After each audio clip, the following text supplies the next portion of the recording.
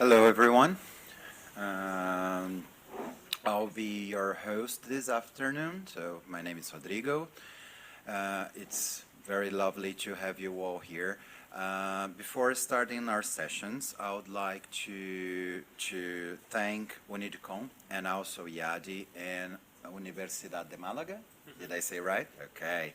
And most importantly, I would like to congratulate Emilia for, we know how much it's hard to do science nowadays and to hold a conference for 20 years.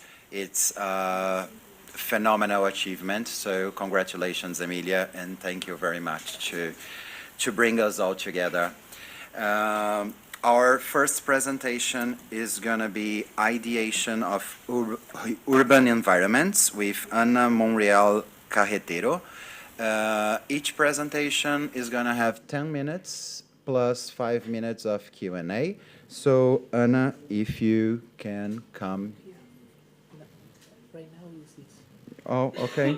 It's the other one? Okay. So, my mistake. We are going to have Diego Carracedo with the research Why Malaga Could Become the Next Spanish Capital of Design.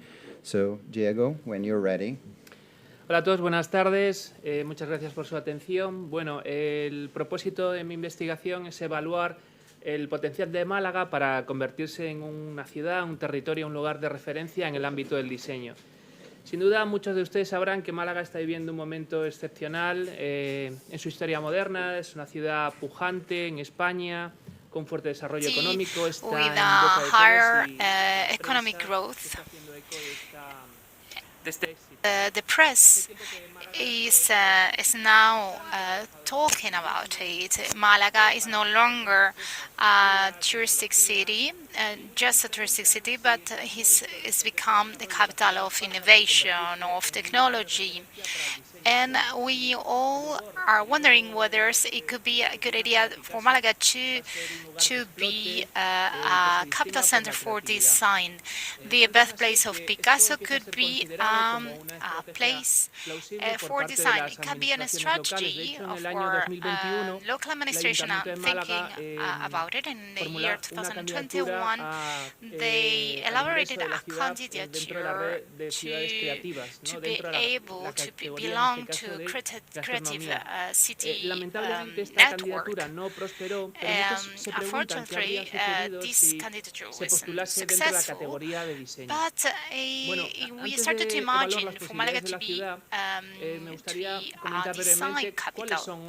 So which are the main assets of Malaga? All great cities are a reference for design, as they are for medicines, financial fields, and any other expression of human activities. So, New York, London, or other big cities are recognized for their creative activities. But there are some cities that distinguish themselves to be very good, or they add some added value, like Amsterdam, Milan, Turin, Helsinki. They are referenced in design when we're talking about design. And we are now trying to find an award, maybe a distinction from an international organization like UNESCO or the World Design Organization. It's true that in this Creative Cities Network, we can, to mention some of them, they could be recognized as an award. Some of the cities in Spain, Valencia, Bilbao, Turin, Helsinki, these cities have been recognized as creative cities, and they belong to the Creative Cities Network. So, which cities were referenced in this time? Well, Malaga, in history, funny enough, it was in the end of the 19th century, the beginning of the 20th century, was a reference for design in a moment of economic growth, and very parallel to the one we're living now. Malaga was created a heavy industry in graphic design, in graphic and crafts in general. It was a moment that we lived, and Malaga was flourishing. Then the situation came, but now can we return to that situation? And well, the data that we have now could think us that it's a good choice. It has a design sector that is mature, is diverse, is heterogeneous, especially in fashion and graphic design. Malaga it has, for instance, Free Peak has its quarters. It's the city that we have chosen to have these quarters, and there's other giants like Mayoral in the fashion field, with some income of 400 million euros. So these are cities that have been chosen for Pedro Arillas, for instance, a famous creative designer, director of font size, and also it has held network of series of events like Telmo Dice, Transferencias, Malaga Time, San Telmo Fashion Show, Moments Festivals, and others, among others. And when we talk about exhibitions, we have Malaga has devoted itself to the Type Directors Club 57, and exhibitions about the Philip Stark, Manolo Prieto, and other referencing designs. What about trainship? What about education? How prepared it is to offer for a design career? Well, you have a public and a private leading design school. You have the University of Malaga, La Gauss, Alfonso X, Campus 42, like Animun. So there are growing schools and growing universities in Malaga. Recent research has been also capitalized by Malaga in IAC de San Telmo, for instance, the University of Malaga. We have leading researchers as well, and it's also headquarters for means like magazine I Plus Design, Rayitas Azules, Nervio, Jardín de Monos, so some different magazine, independent or monographic magazines, or from the university or the public sector or the private sector. So what could help Malaga to become a capital of design? Of course, leadership. All the big projects of Malaga had started with the leadership. Cultural Malaga, Industrial Malaga, they have an input for, they did, of course, they have been awarded or being possible thanks to the municipality of Malaga, but we need the private sector, the civil society, and other agents to be part of this effort. We need some planning. We need to include design in the strategy of the city, as other initiatives were included in the past. It's the Fundación Ciedes that plans, that do all the planning, the strategical planning of the city. We should start maybe in the sectors that we are stronger, like communication and fashion, as a first stage, as a first phase, and also the interior and product design would be the following steps. Some of these initiatives could help, like the candidature to be part of the UNESCO Creative Cities Network, as it happens with Valencia and Bilbao in these recent years. All these artists, all cultural Malaga started with infrastructures. Technology Malaga was a reality that started in 1992 with the Parque Tecnológico. So we need some facilities. We need organic facilities. We need to create a sector in the town hall that cares about design, that this is the case of Madrid or Barcelona. We need, like Malaga Design Center, an organism to planify, to do the planning and the prevention, the promotion of design. We need a Malaga Design Hub that would be in a space and that would be exclusively devoted to design, that would host events and exhibitions, and also an organism like Malaga Design Center could share the same facility, the same building. Also, it could host a museum of design, as it's the case of Helsinki. And education, it's a sensitive topic, but we need higher education in design, which is only devoted to design, with several a great array of first degree and postdoctoral, also master studies in design. We do have some teachers and staff that need to move from different institutions in different types of schools, and this should be sorted out, because we have disciplines like medicine that are all regulated, and all the teaching, all the schools are in the same building. So we need to create debate, and we need to foster debate and reflections. Andalusia is a big region of 8 million people. There are regional associations, but maybe we should settle like an antenna, a local antenna in Malaga.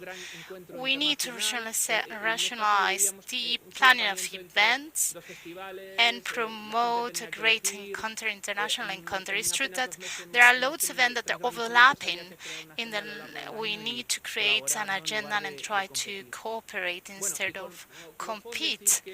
And to conclude, finally, I would like to say that we did a documentary a couple of years ago in San Telmo School that we talk about peripheral design, how these debates and these cities that didn't belong to the big cities, design cities, could have a voice, could hear, could be heard. Maybe they could say that Malaga as a capital of design is something like it's very far away, that it's a very big goal. But we need to dream. We need to dream, because as Lucas Lopez say, to dream something is the first step in order to become true. So thank you so much. Thank you, Diego. Do we have any questions? Okay, Diego, if I may, I have a question for you. As I can see, you show us that to make it possible, we are going to need public and private investments all together.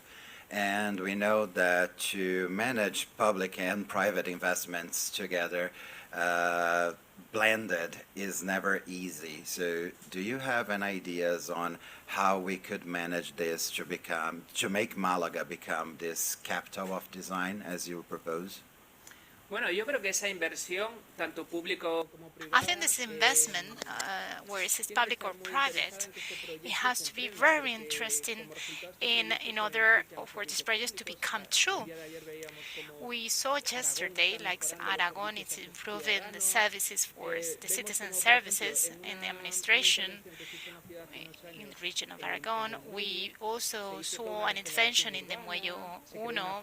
We have a urban planning with a parasol that mitigated the heat and the sun effects.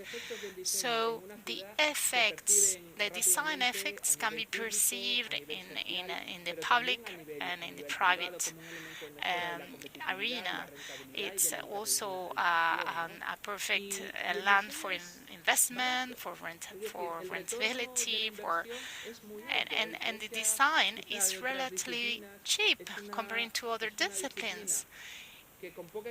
It's a discipline that with very, very few investors, very less, not a very big investment, we could get very, very huge results, huge fruits, and that can be reinverted in the citizenship because it's like giving tools to citizens. So the big capitals of design have recognized the service and the selfish also services that we could have, because these are services that can be provided to the city that can be a benefit of all citizens. Gracias. Are we having Anna's presentation? Thank you. Alakesh, do we have any question? I think we have a question there. Yeah.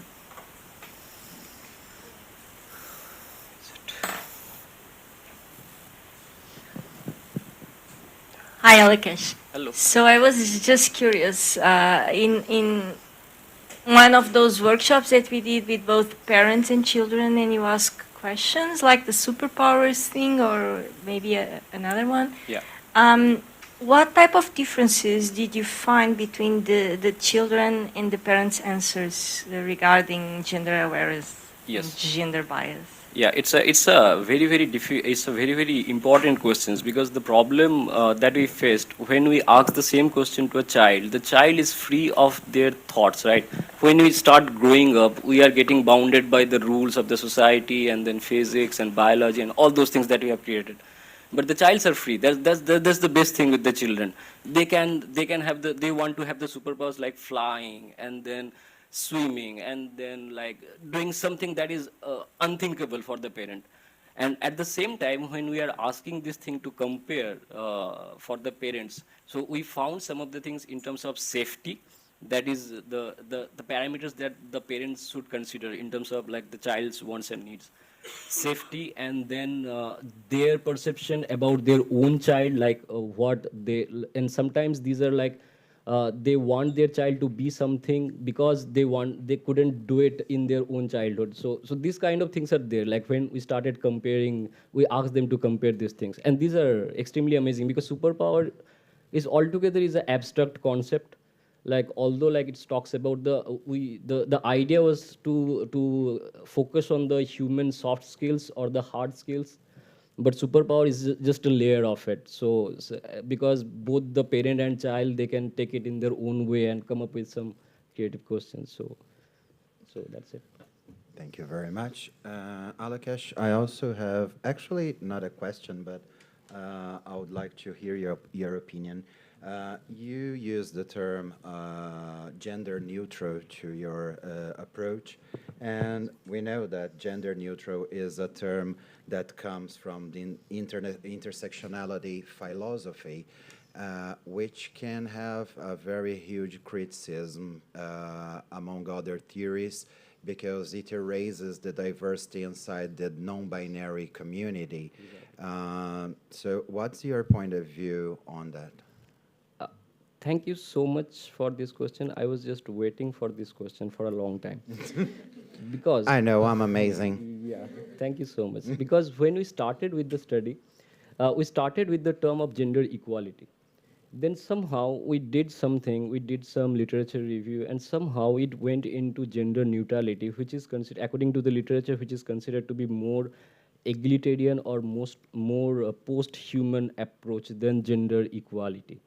But right now, what we have tested after the testing of the workshops and both the workshops and the exhibition, like we are actually shifting the philosophy behind the study into gender inclusive awareness, which is actually more, I don't know, like I don't want to compare these things, but which is more, I think it's more meaningful. So, yes. Okay, thank you very much, Alakesh. Thank you. Now we follow to the next presentation. It was done by Dalia Sandra Rodriguez, Ana Margarida Ferreira, and Carlos Duarte, and the title is Enhancing Social Design for Sustainable Change, Mapping Design-Led Social Innovation Experiences in the Craft Sector. Hello, Dalia. Thank you. Thank you very much, Rui. I hope you all already took Anybody the can QR. help Dalia with the presentation? Well, you have more time just to take the QR proposed by Alaque, so you all contribute to my colleagues' research work. So, they are here, so I can open it maybe.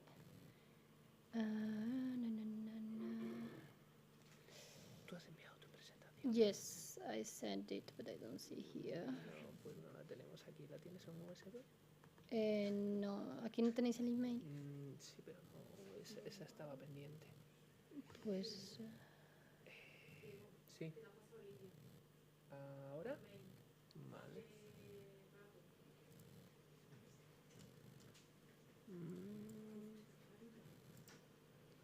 maybe we are all Lidia. looking at your at your email. Sí, no pasa nada. No pasa nada. Okay. Aquí estamos en familia. Creo que sí. Sí, está ahí, está. ¿Ana Margarida? No, déjala soltar. Bueno, voy a aprovechar a presentarme en mi lengua materna, que es el castellano, porque yo soy de Alcoy, Alicante, pero llevo mucho tiempo viviendo en Portugal. I've been Afortunadamente living in inicié el Portugal for a doctorado long en el time. IADE, I con el started departamento my de FOM, postdoc en un área studies que in realmente, IADE, digamos, in an area that aglutina it mis intereses combines y, my digamos, las both my experiencias interest profesionales and my que he tenido hasta professional ahora, interest que juntan, digamos, pues, mi experiencia en that ámbitos de cooperación y combine desarrollo, with cooperación cultural, with de work in diálogo cooperation, intercultural, intercultural de colectivos de dialogue, vulnerabilidad, pero también me also apasiono por el mundo collectivities de that are las vulnerable, artes. and also in the I world will of switch crafts. now into English. Out of Today, an exercise that is a mapping exercise that is part of my PhD research. The exercise is called Enhancing Social Design for Sustainable Change, mapping design-led social innovation experiences in the craft sector. We prepared together with my supervisors, Professor Ana Margarida Ferreira and Professor Carlos Duarte, this work. As I mentioned, is part of my PhD research, which intends to understand how best design-led social innovation initiatives that are using the potential of crafts can promote really sustainable change and in context of vulnerability. With this regard, we have given the importance in order to inform our research to several pillars and structure our research in several pillars. So to understand really which can be the role of design in this process, how crafts are being appropriated from this, from this sector of social innovation, which kind of business models and co-creation processes are being used, and which kind of impact is really generating these initiatives. As you can see, this research, the PhD research, it comes from a more contextual inquiry, more, let's say, external view, to a more, it evolves to a more applied and participatory, with participatory methods. You can see now in the outline that we are really advancing in the process, and we are using at the same time different methods like ethnography research, case study analysis, and applied research together. So today I'm presenting the findings of the first case study analysis we have conducted. The framework we are taking into account is, of course, let's say, I would not say emergency, but we have discussed during these days about the necessity of finding concrete solutions that bring us to sustainable ways of living.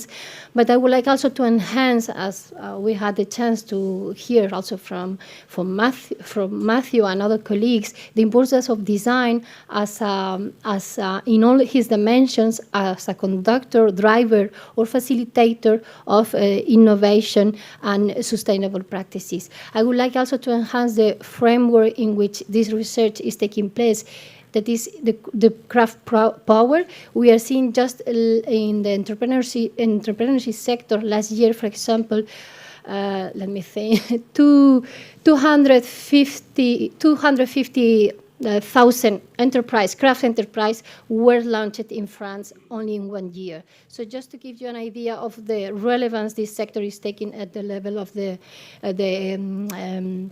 entrepreneurship and creativity sector. The mapping analysis conducted has taken into account the different dimensions of orders of the design, also the collaborative methods, and intends to inform our research by providing us with information, clear information on how these initiatives are being implemented, and provide us also key elements to build up a model that will serve us to experiment through participatory activities. As you can see, the methodology used to conduct this case studies mapping has appropriated the design thinking and convergent and divergent and convergent processes. We used also literature review to previously establish a theoretical framework in the main areas of our research, which are entrepreneurship, innovation, vulnerability, and sustainable development. And through this exercise, we established a data collection mapping to analyze the 40 case studies taken into account. As you will see here, you have an overview of the 40 case studies analyzed. Most of them are based half of them are based in European countries, especially in Portugal and Spain, but especially in Portugal, where 57% are based there. Some others are in third countries, and some other experiences englobe a cooperation between European and other third countries. The focus of these case studies and the intention of promoting. Their intention was to promote social good. They all use crafts as a vector to create and generate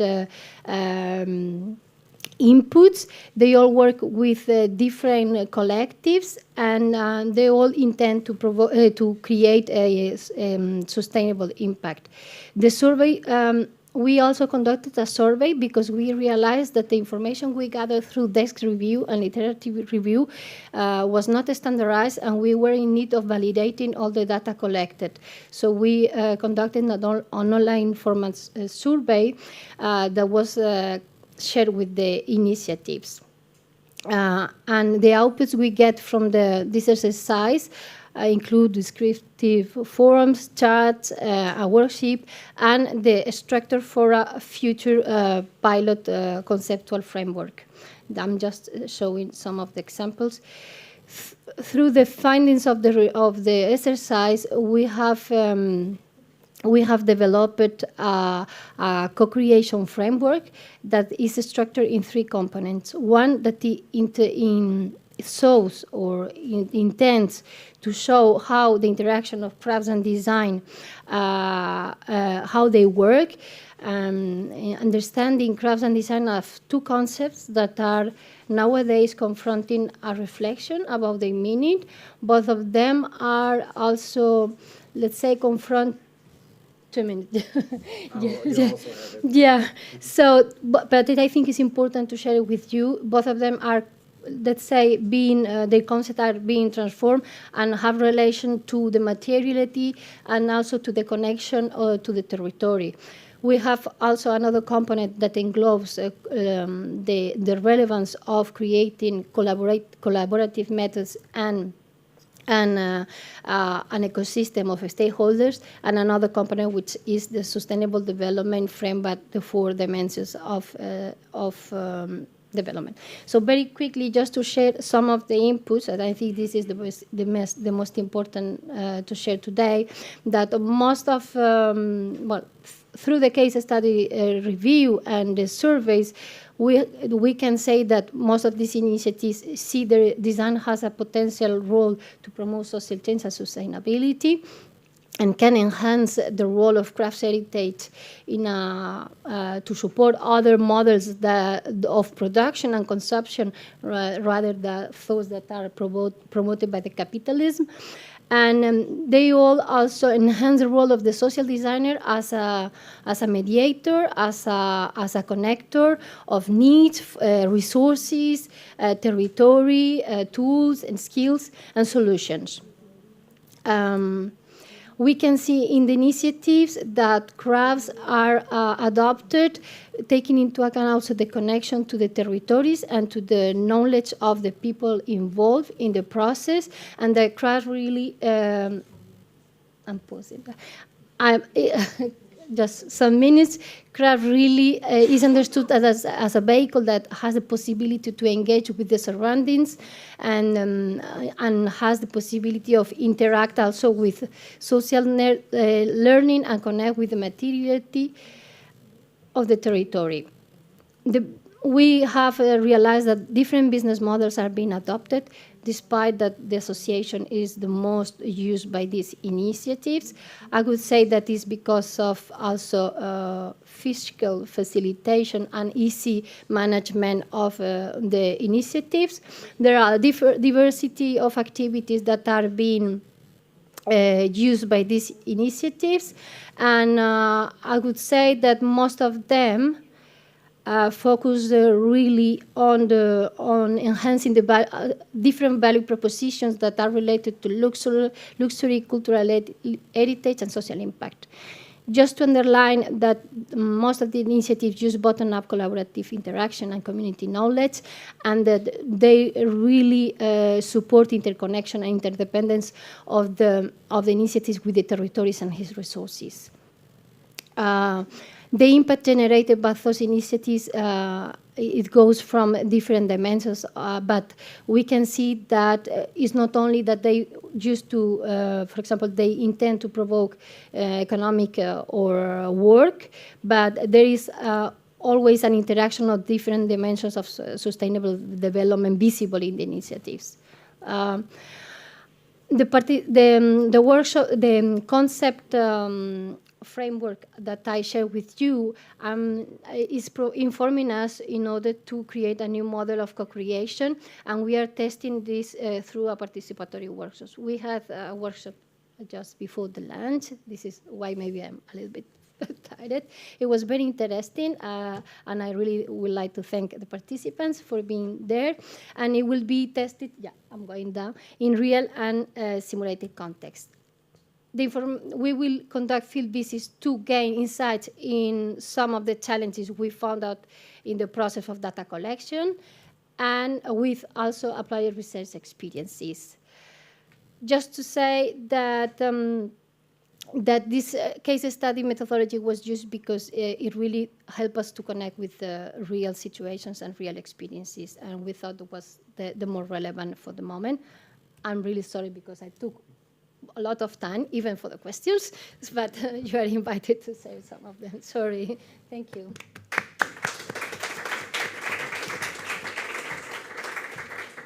Thank you very much, Dalia. Do we have any questions? So, Dalia, I do not have a question, but I would like to hear your opinion or your position about the subject.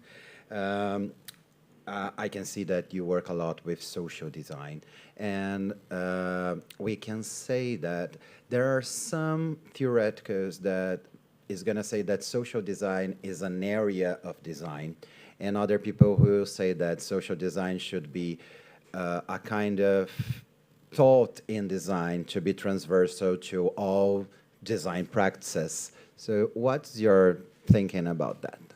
Well, I would say that I'm, for example, not a designer, and my background is not design. And this is an exercise that took me a lot of reflection during the first period of the PhD. And I had really to understand how I see design in this research. And my position is that really design in all this, let's say, transformation, conceptual transformation that is taking place, I see always this role of design as a vector to find a solution. Could be materialistic, more intangible, or more tangible. I think we are together maybe because it's also contaminated by design thinking, other methodologies. We see how design is taking more a vision as a strategic method.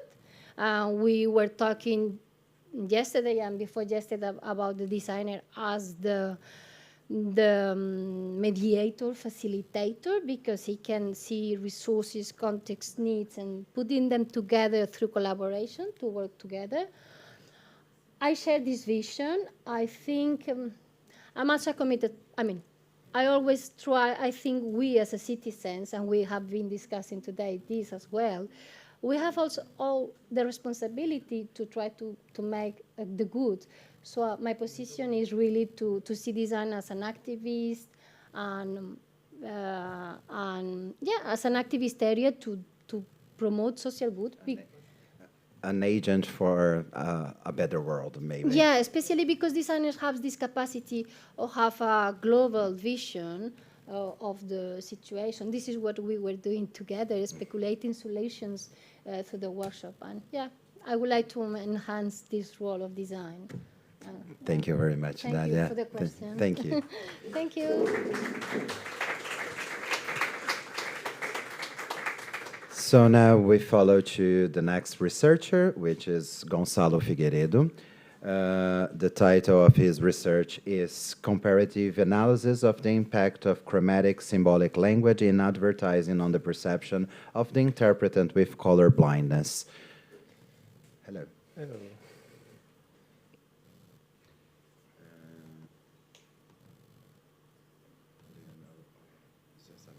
Sim, sim.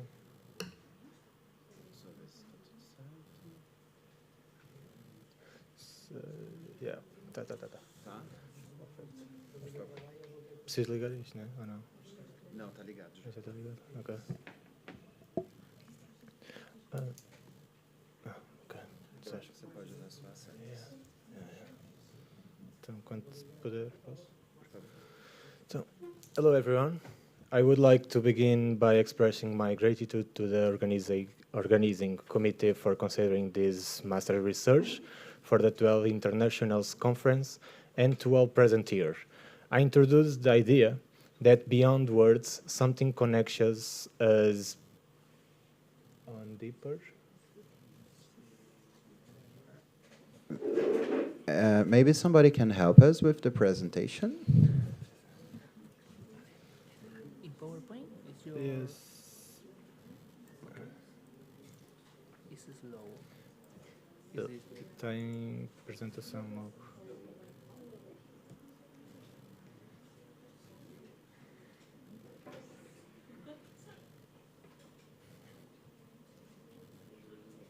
Yeah.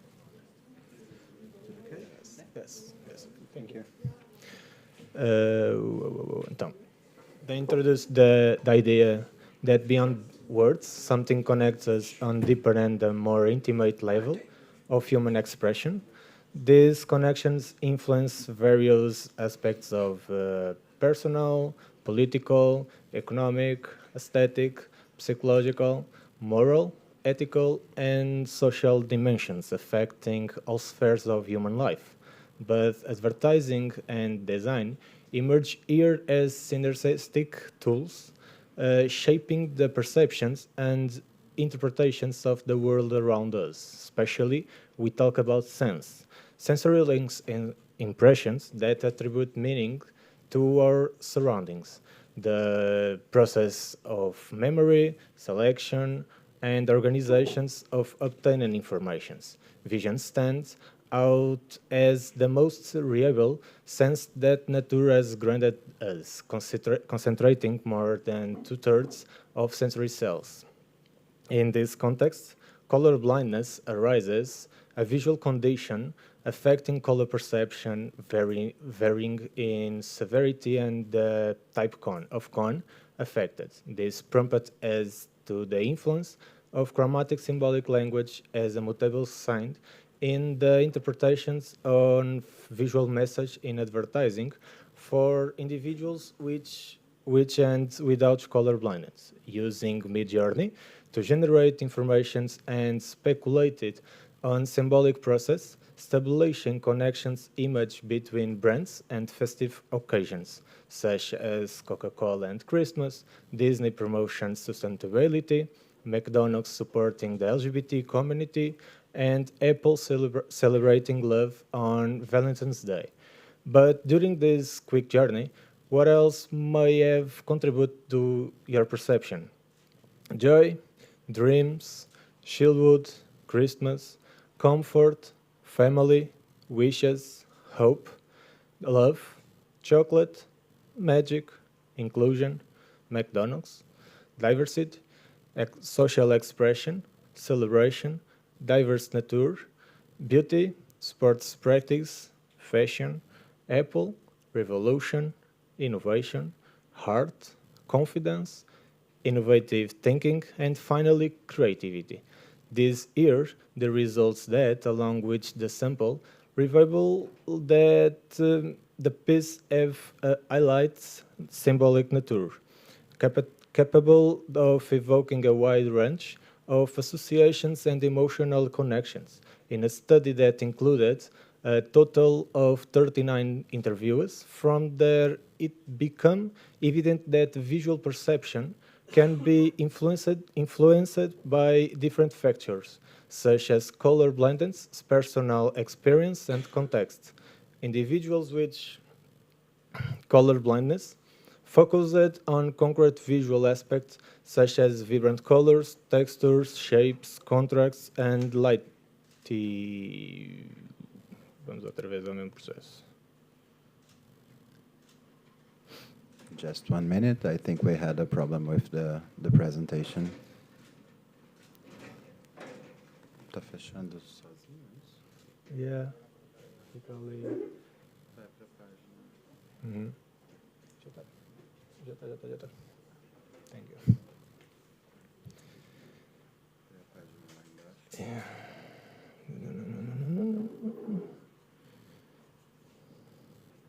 I'm sorry.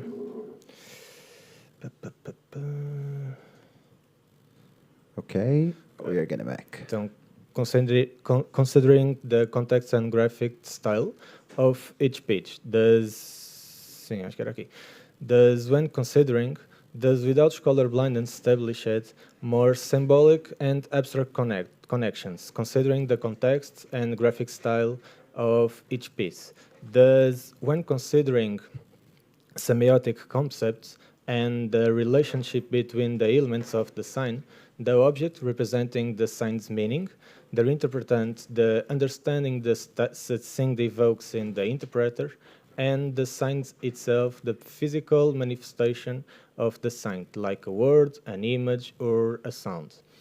This relationship is influenced by the context and the interpreter's previous experience, categorized into firstness, secondness, and thirdness.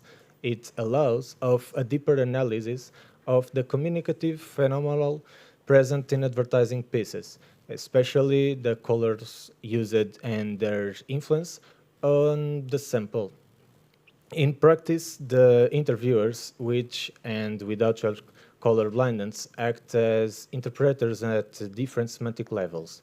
The switch color blindness focus on the level of firstness, acting as rhematic interpreters. They seek concrete and usually perceptual visual elements to decode visual qualities. In other words, firstness is the basis for understanding the object based on abstract qualities of feeling and emotions. Meanwhile, those without color blindness concentrate on the level of thirdness, acting as argumentative interpreters. They established connections, ideas, and concepts between visual signs and their meanings. In sense, thirdness represent the intellectual synthesis in the communications of complex ideas and abstract concepts where the formations of sign occurs. These analyses presuppose the categories of secondness and firstness from Peirce's triadic theory, providing a solid conceptual foundations for the analysis and understanding of communication process in various areas. At the center of all this, colors unanimously contribute to the memorization and identification of the brand, emotions, and message, influencing their behavioral perception. Such signs, besides being complex, involve perceptions, semantic, cultural, and individual aspects, as well as the influence of color blindness, reinforcing the importance of distinguishing subtle nuance and contrasts when considering the individual's characteristics of observers. Regarding the guiding question, as we have seen, the results. E vai acontecer outra vez.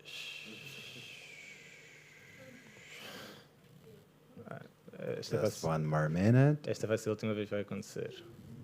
We hope so.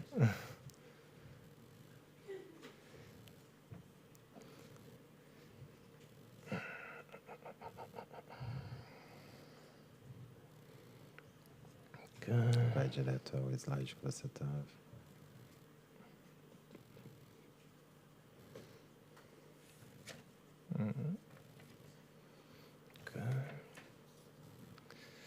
Era o próximo, não? Yeah.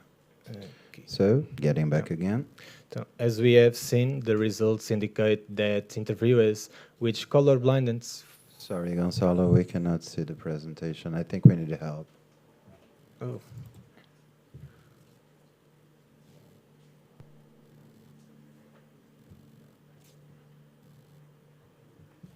Posso tentar por outra vez.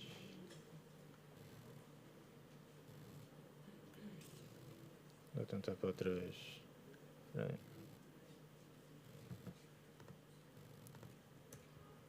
Ah, pois é isto.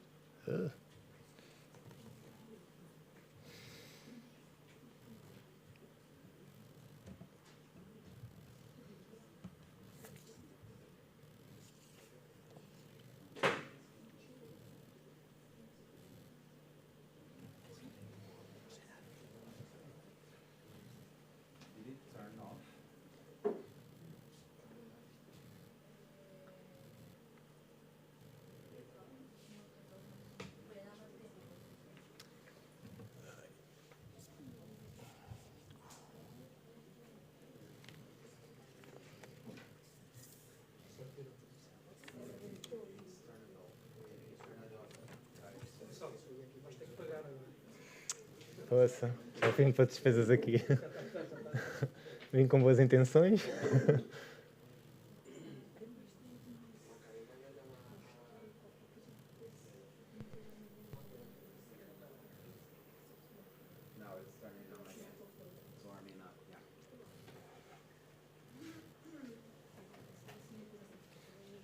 So now here Gonzalo is here to present Sony. No.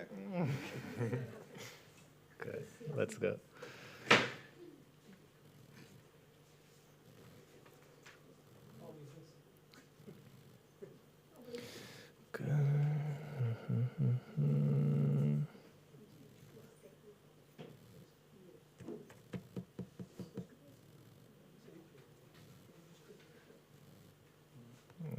Vou começar aqui. Okay, let's get back. Regarding the guideline questions, as we haven't seen, the results indicate that interviewers with color blindness focus on concrete visual qualities, while those without color blindness present more abstract and emotional apprehensions. In view of this, it is crucial to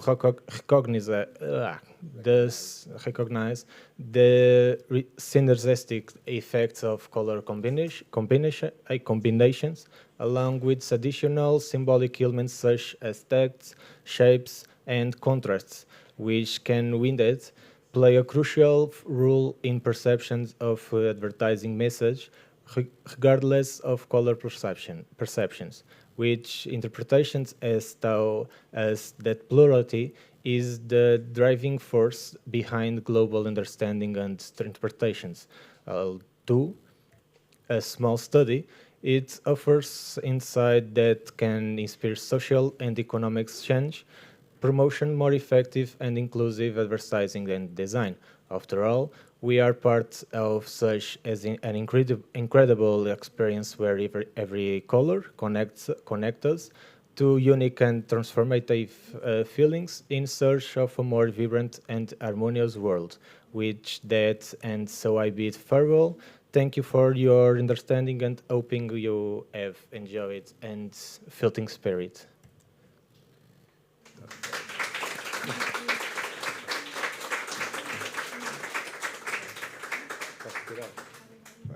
Thank you very much, Gonzalo. I apologize for the technical problems. I also do not have a question, but I have a comment for you. I would like to congratulate for such a young boy like you working with semiotics. It's not something so easy when we are young, and I would like to congratulate you because this is a very huge work and something very big to tackle when we are so young. So congratulations. Thank you. Thank you.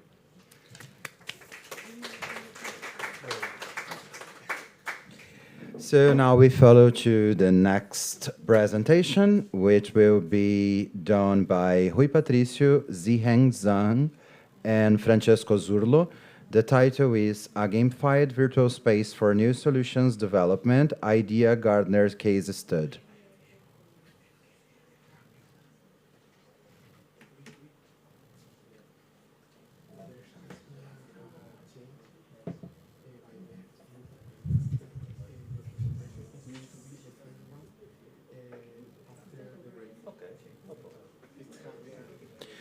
So it's not. I think who is going to make his presentation in the next session. And then we follow to Ana Margaridas Ferreira, Estefania Sava, Nikos Isuleles presentation with the title The Creation Local Learning Festivals, Cultural Heritage and Arts and Design Education as Drivers to Cultural Entrepreneurship and European Social Cohesion. No? So no again. And I don't think we have an elder.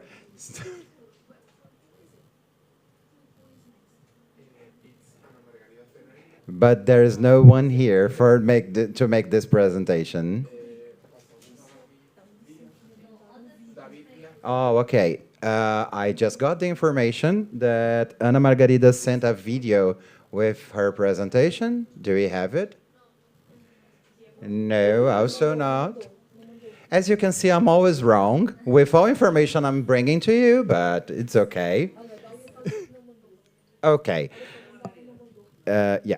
So I would like to thank you all guys for this session. I hope you enjoyed. It was a real pleasure to have you all here.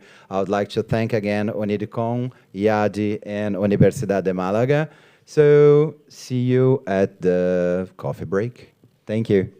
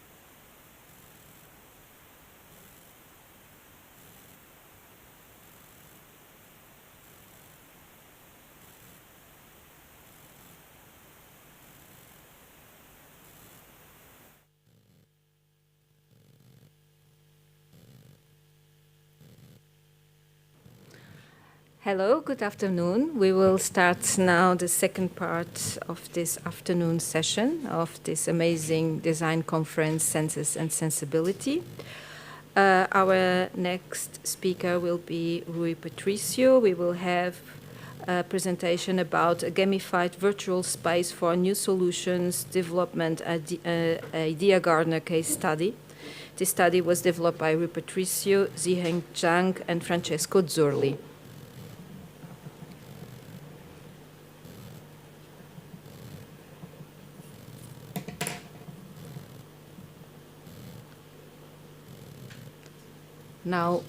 Now it's for real.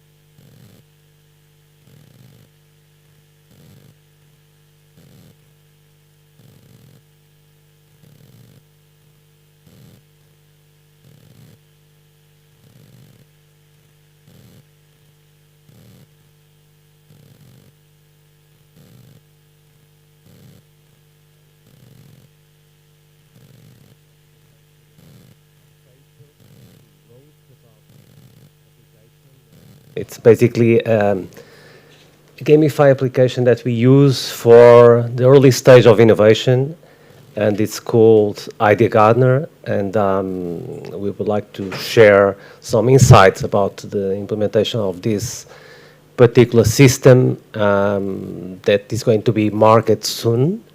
And I would like just to thank my co-authors, Francesco Zurlo from Politecnico di Milano, and Zhang from Guangzhou Academy of Fine Arts. And we were involved in several prototypes of this particular system, and we would like to share some insights about the most recent application. And we designed this system because we would like to tackle a very specific problem. And this is basically something that emerged from the COVID-19 when everyone realized that we can also innovate using online tools. Well, there's obviously some questions about if it's really effective, if it is really covering all the steps and the requirements for being more innovative. But this project is focusing basically on the early stage of innovation, where ideation is typically important for getting into new solutions. And we would like to tackle fundamentally these two main issues. So the first is basically the difficulty of using these online platforms to collaborate and to engage people over time. And the second is basically the lack of training and innovation skills that is also recognized from the literature. On top of that, we strongly believe that having people, and as you all know, when we have innovation teams, we have people that have no expertise in the innovation or creativity area. So it's adding another layer of complexity on top of using these kinds of platforms. And that's why we decided to tackle this by using like an online platform that can be also applied in projects that can take like a simple workshop or one-day workshop until like a project that takes like months or even a year to come up with a concept. And when we decided to make this kind of approach, we would like also to address some questions. And the main one has to do with implications in terms of can really this facilitate the coordination and engagement of people, typically the ones that are the innovators, that are not the experts in everything, but they have the expertise to in team address the problems and to come up with the best possible solutions. And on the other side, we also would like, with this type of approach, to develop like soft skills in people that participate in the system. And I will specify exactly what we find out as a result of the implementation.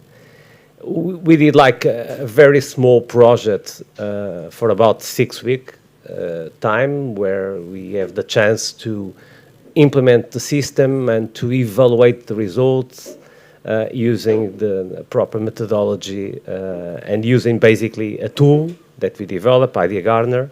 And that's the instrument that I would like to show you. If you will have time, I will try to move it faster in order to enter in the application and show you the game. But it's basically like a set of 5 games where you can cover the process of generating an idea.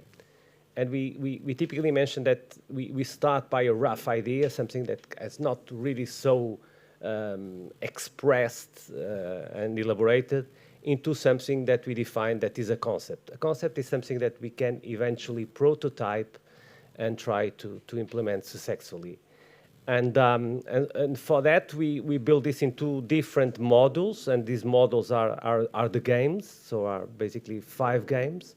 And people go through these games until they come up with a more solid and comprehensive solution, like the concept that will tackle the problem. And I will try to show this in a few minutes.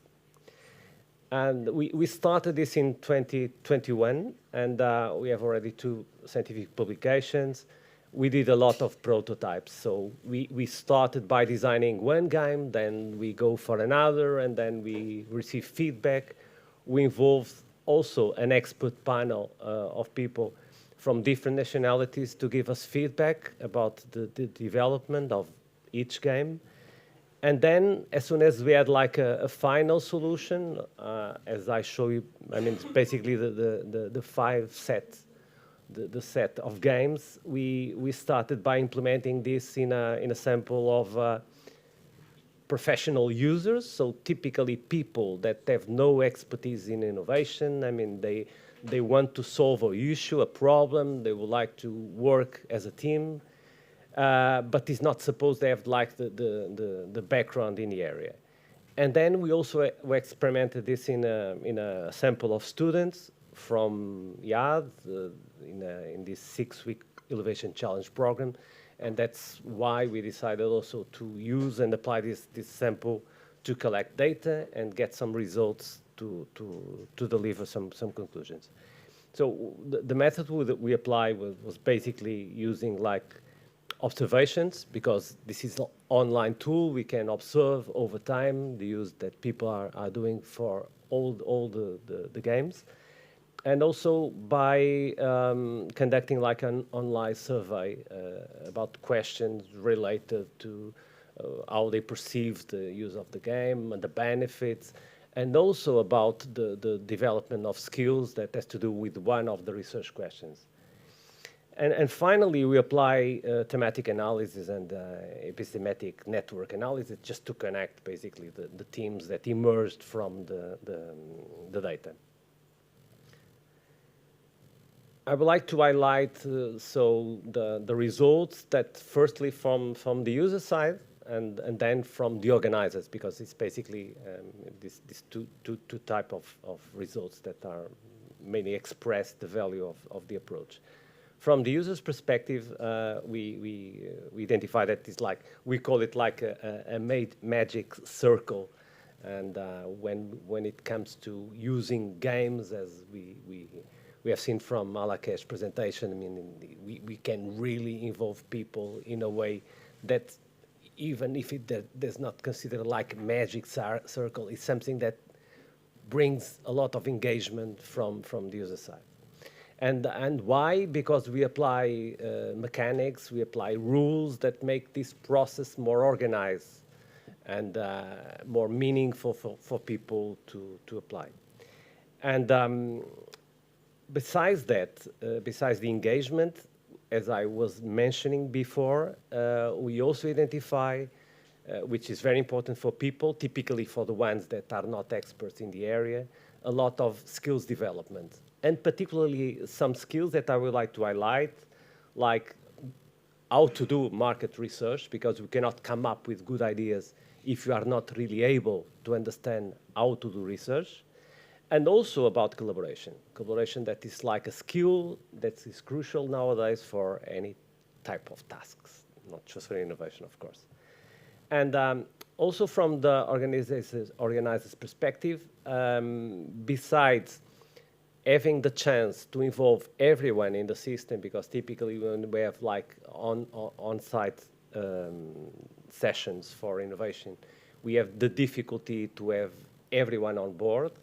I think in this case, this was like one of the major advantages for organizers, and also for the coordination aspect that I already mentioned.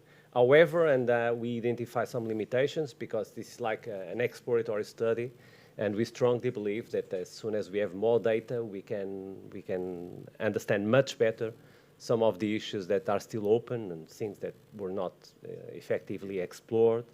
But I would like just to mention two of them that we are taking now into other studies. One is basically the way we can replace virtual with real time, because with these systems we can use a more hybrid approach, in a way that we can decide whether or not we can have people in the same room using online application, or simply running this on-site. Okay. And finally, the other has to do with what we call like self-facilitation. That is something that can also be explored, particularly when we have difficulties or having like proper facilitators conducting all these sessions, you know. So imagining that we have a lot of people involved, so this way maybe we can create also some skills in the team to enable them to be their own facilitators. So it's something that we would like to explore. If I will have just some time, I can switch for the game. So just for let you know exactly what we did. Let's see if it works.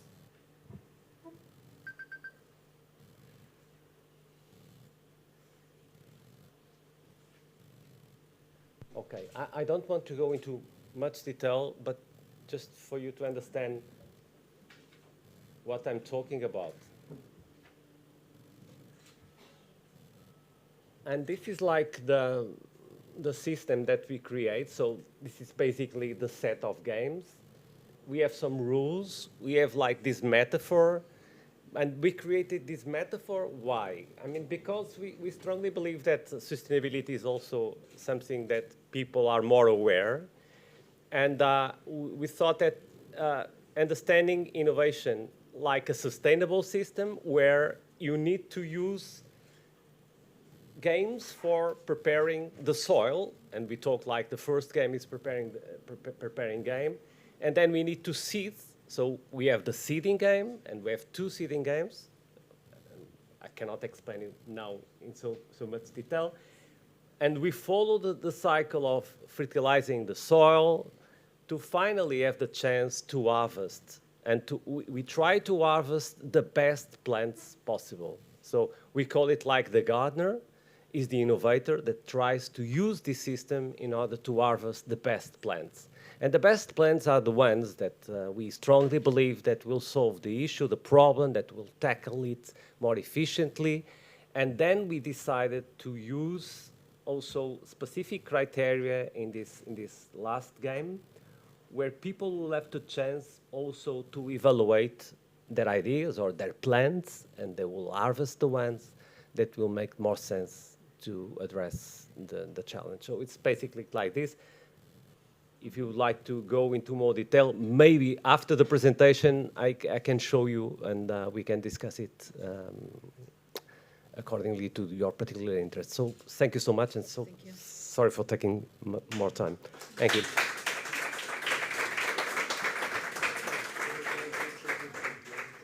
So thank you.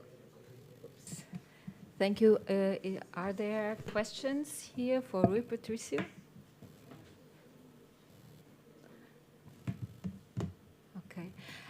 wanted just to make a comment. It's very interesting to see this kind of game metaphor of the garden.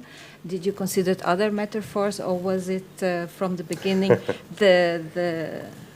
your concept was applied to the garden? Well, I had a previous metaphor that we used for another game that was Idea Chef.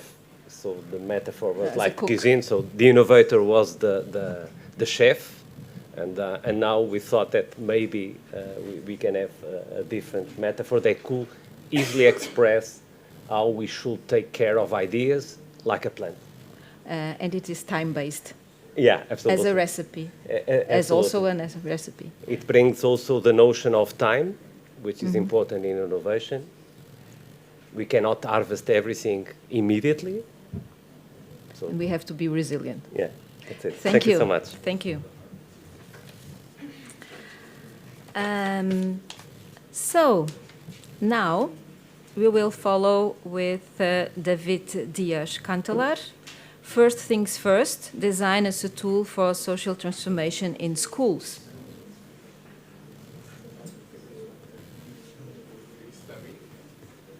David? David Villa. Well, it seems David is not here, so we follow with the next session, and that is Francesco Leone. Is he here? Good. Other ways of looking at policy making, a support for the design for policy research.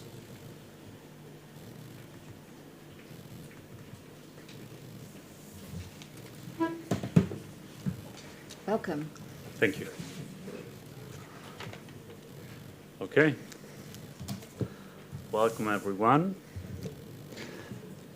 Thank you for having me. I'll try to be mindful of the time. Okay, perfect, 5. Okay, so It's not still not there because maybe you have to change something. No. Hello. Okay. We need assistance. shall I plug it in? I think we just have to. Thank you.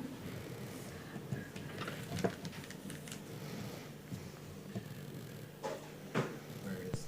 I got it. Okay.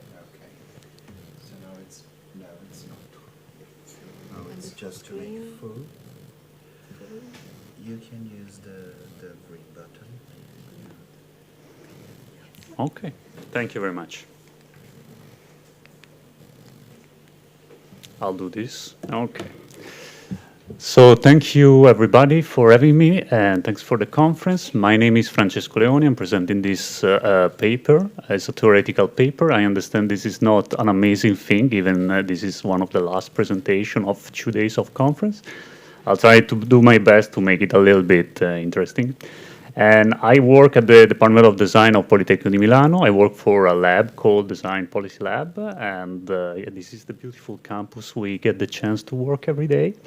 And we work exactly on the topic that I'm going to present today, which is design for policy. So I thought that instead of going straight into the topic, the contribution the paper is making, I'll try to explain a little bit design for policy, and then just at the end a little bit about the paper itself. I hope this is a story that I'm sure you know already, but maybe it's a good synthesis, so I hope it's fine.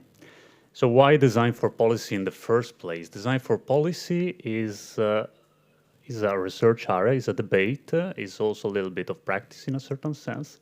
And it starts from the recognition that design has an increasing important role in what the government does.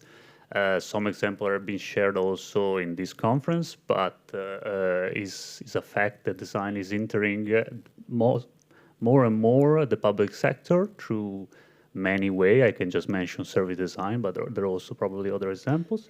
And design for policy basically is discussing what is, now that design is in this sector, what is the contribution that design is giving to policy making. The empirical base, so to say, that has been mostly looked at in design for policy research has been innovation lab. I put some of them there. These labs are spaces in government that has been established during the last 15 years and probably a little bit more, all over the world. There are many cases. I just picked some in Europe here. And, sorry. And they've been looking, another one, okay.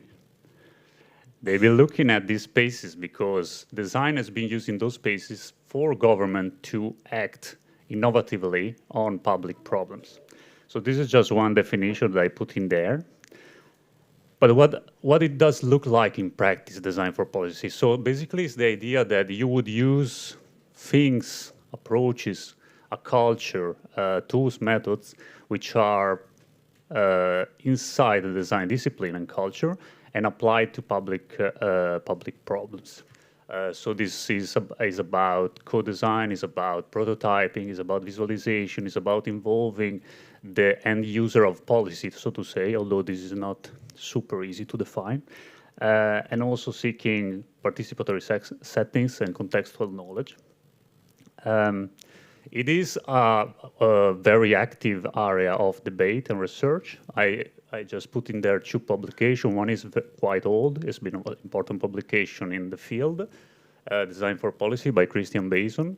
And the one that you see just beside has just been published. So the conversation is keep going, and is also developing through some network, like the Designing Policy Network that I'm showing here for a very selfish reason. I'm part of that. And also in practice. So, for example, in the Joint Research Center of the European Commission, which is one of the main body developing science for policymaking, design for policy is an approach which is explicit, is there. So they're working with that. My paper has been looking at this big background and saying that there is a lack of diversity in theories applied in design for policy. And most of theory seems to look at policy making as a process through the policy cycle. And I argue that there is the need for more diverse theoretical views. Why this is important? Theory is important for design because increasingly we care about the micro level of practice, artifacts, innovative things and processes, but also we want to say something as a researcher on the macro level, so governance and policy making as well. The policy cycle, to use the word of Paul Carney, is the model that refuses to die, is a model that has been in political sciences forever, and is quite useful as an heuristic, but it implies a problem that it conceives policymaking as basically a problem-solving activity. And I'll explain in a second why this is problematic. Because the question is, there is someone that really designed policy? So the critique that I found in literature about this view of policymaking has been called authoritative instrumentalism. And it's a quite complicated word to say that there is no such a thing, according to this view, as a government that defines a problem and acts rationally on that. There are 2 main ways that I explore in the paper, 2 theories about how this is articulated. One is the idea of incrementalism. So this is mostly related with the work of political science Lindblom, and is the idea that instead of having a government that sees a problem and acts on that with a specific intervention, policy are emerging as an ameliorative status. So is always adding up to what exists already and is a bargain process across policy actors, basically. The second critique is that if you take the policy cycle, you think that you might be forced to think that there is someone thinking about problems and someone implementing that thinking about, in practice. If we look at the view of street-level bureaucrats, which is from Lipsky, is not the case in this view, and actors like teachers, police, social workers, they are actively engaged in shaping policy, so they are crafting and making policy through the action they are allowed to have. So they might be seen as the maker of policy without an agenda. The proposal of the paper is to see policy innovation in policymaking as an improvement in individual learning in the process of policymaking that can be driven also by design. And this improvement is about the improvement of for example, public servants, when they address a problem, they know more about that, they know more about how to solve them, and this is a way through which we can detect innovation in policymaking. I applied that through my PhD that I'm happy to say I finished 1 year ago. In the field of data-driven innovation, I was looking at a way to compare data-driven innovation, so people working with data in government across different cases. And I developed this framework that I don't want to explain because I have some pity over the audience. And but I am happy to explain if we have time later on. So at the end of the paper, I propose a new way why it's relevant to have diversity in theory. I think it's relevant to have diversity in theory in design for policy because in this way we can escape the universality of design for policy. So say the design will apply and improve every policy area, which is, I think, problematic because design is specific. It's about materiality, this is my view. But I think it should at least be a way to complexify the vision of research in this particular field. It will also be a way to engage with the interdisciplinarity. I think it's important. In my doctorate, I work a lot with literature from political science. I think it is a good thing for the discipline because it's a way to also make better research outcome and escape also the single case research and results. So try to find a way to generalize our result better. So this is to conclude my proposal. Thank you for your attention.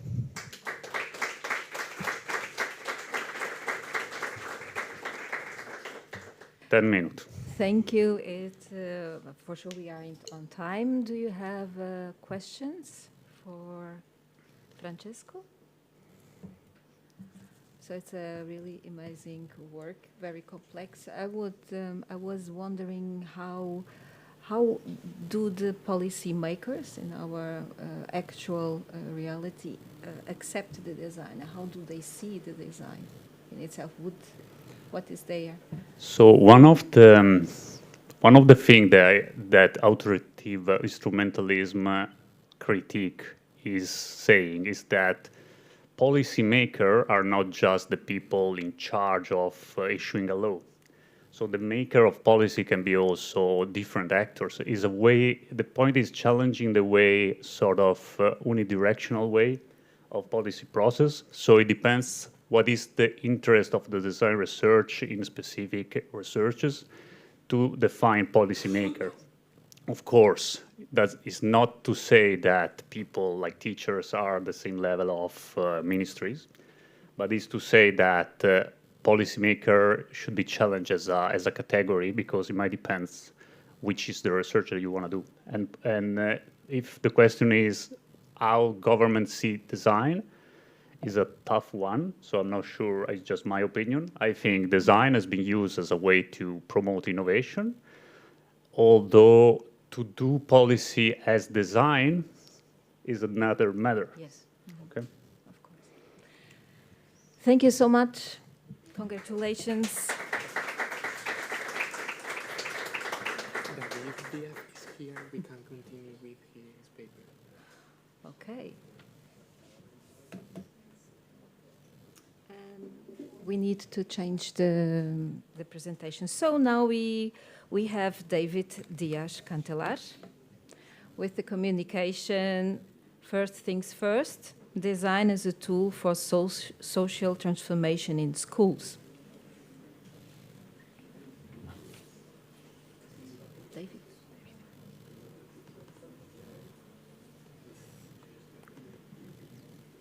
Or David. Thank you. So it's not David, probably it's David, isn't it? Yeah.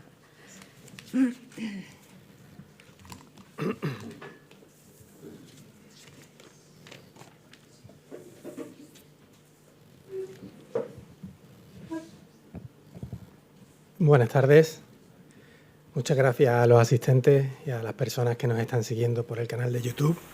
Mi nombre es David Dias-Cantelar y soy profesor de la Escuela Superior de Enseñanzas Artísticas de Osuna. Allí realizo además la labor de coordinación del grado. Osuna.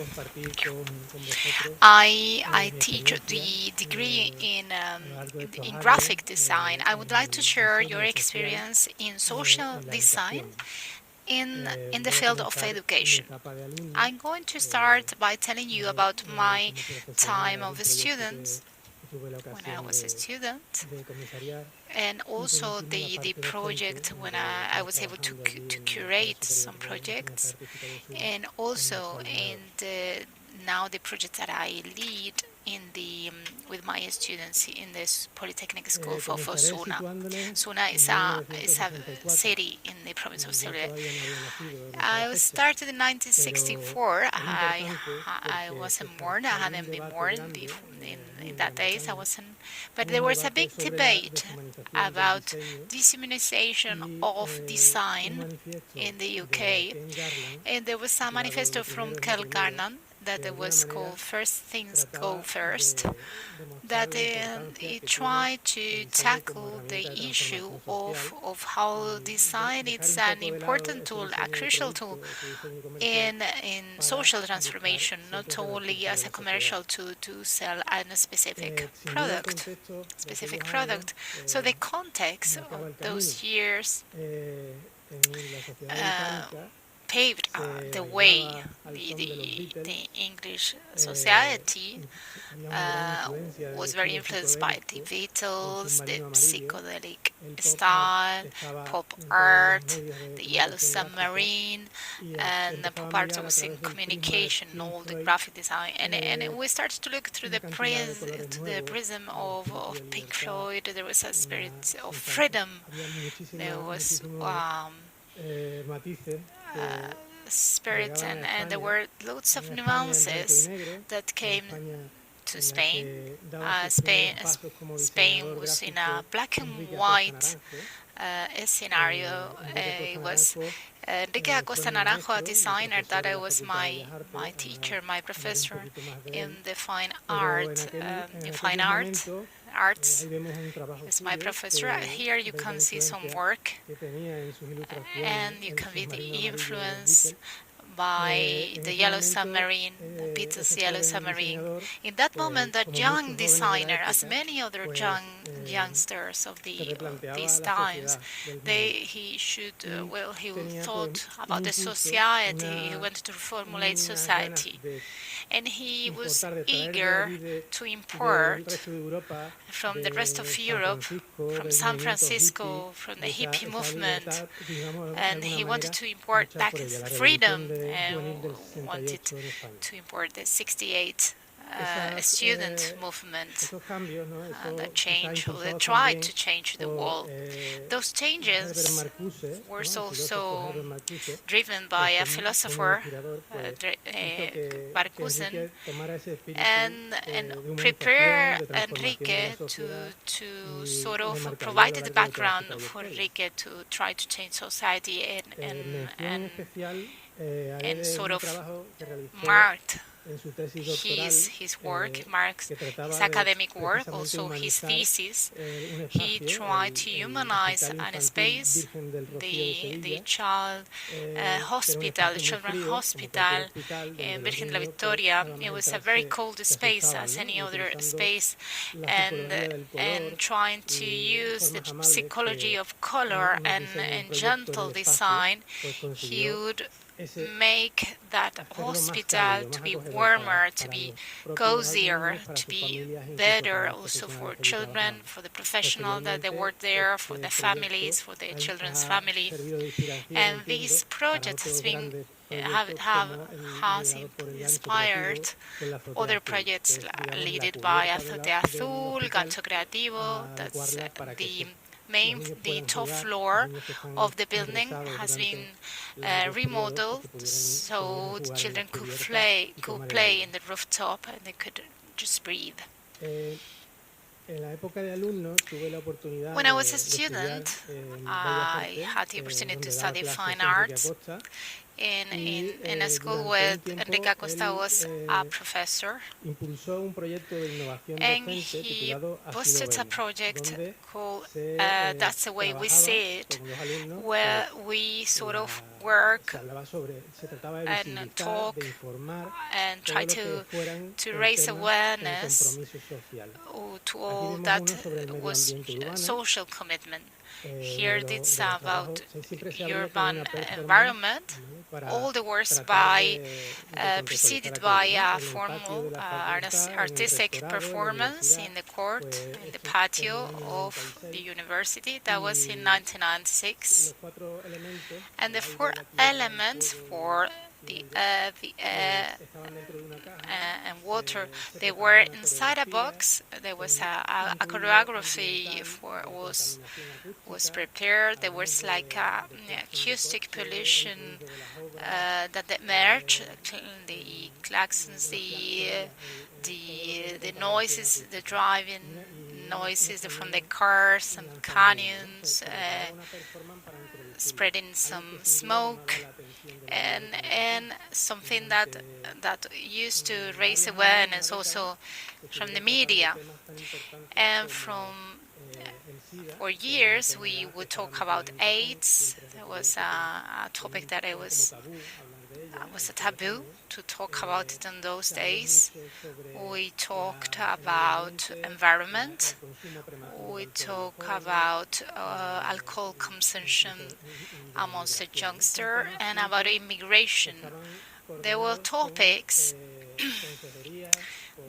that were dealt with different public administrations, and they were also dealt or in coordination with different administrations, with different government agents, whether regional, and they were informed by these regional government. This topic was immigration. There was some posters distributed or leaflets distributed throughout all the city. I had the opportunity also to curate an exhibition from 2010 who tried to raise awareness on organ donation. It was a project that I really took the streets with great size posters and tried to establish a dialogue with pedestrian people, with the individuals, and loads of students, of Enrique Acosta students participated, and 35 designers, high-level designers, Eduardo Arroyo, Ernesto Corazón, some of them came from Malaga, like Raif, Sebastián García Garrido. It was an exhibition that was an itinerary exhibition. It was exhibited in Cádiz, Huelva, Córdoba, Málaga, different cities. And it finally arrived to Osuna, which is the place where I work, the place when I'm settled. In Osuna, it was as a parallel activity of a bigger project that my school organized. We tried to make this exhibition inspirational, and we tried to explain the different use of language by each designer. And we carried out this project and sort of passed also the message of that it was important to design from information and knowledge. We invited a coordinator of organ donation and it's someone, an expert on the issue, and also families or people that have received an organ. They were donating an organ, and immediately it raised empathy, it raised awareness of professors, students.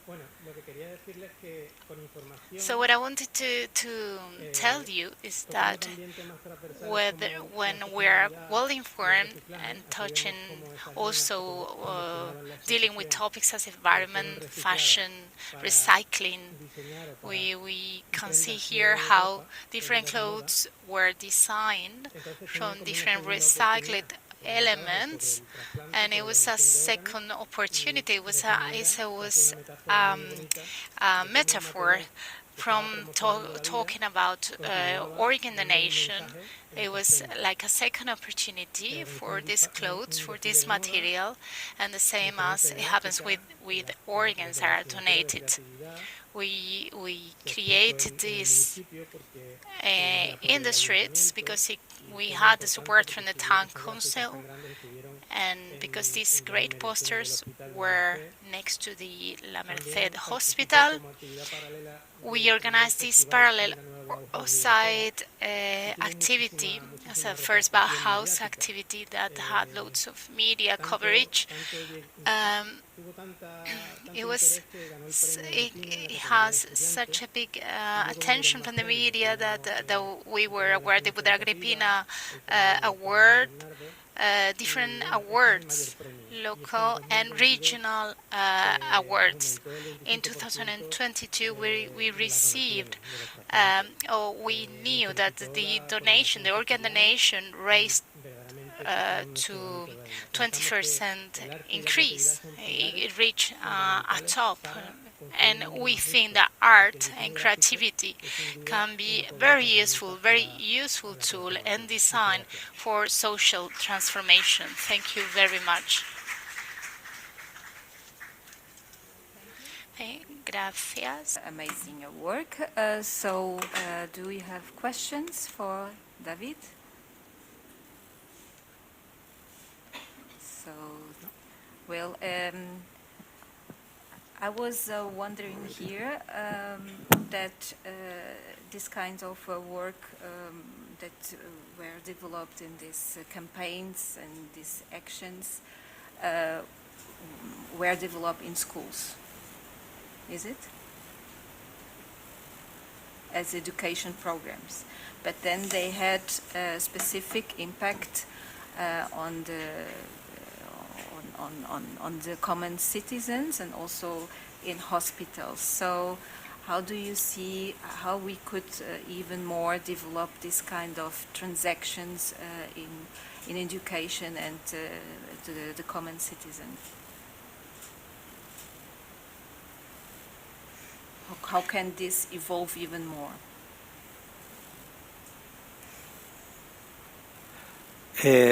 Realmente cada vez hay más conciencia del poder.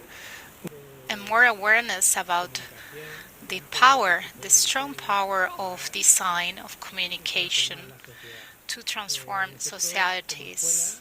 As a school, we participate in the Bauhaus, the European Bauhaus movement, and a school that aims at reaching these values of sustainability,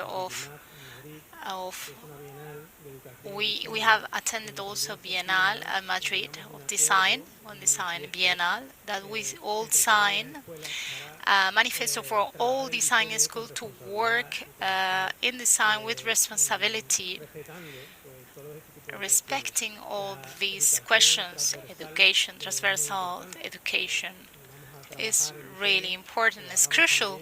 We're going to work in design, but we need to also make it useful for society, for societies. Gracias. Thank you very much. Así que ahora vamos a pasar a la siguiente presentación. Es sobre proporcionar diferentes mejoras multisensoriales, experiencias multisensoriales para mejorar la mejora cognitiva de adultos con discapacidades. And we will have here Mariana to present the work.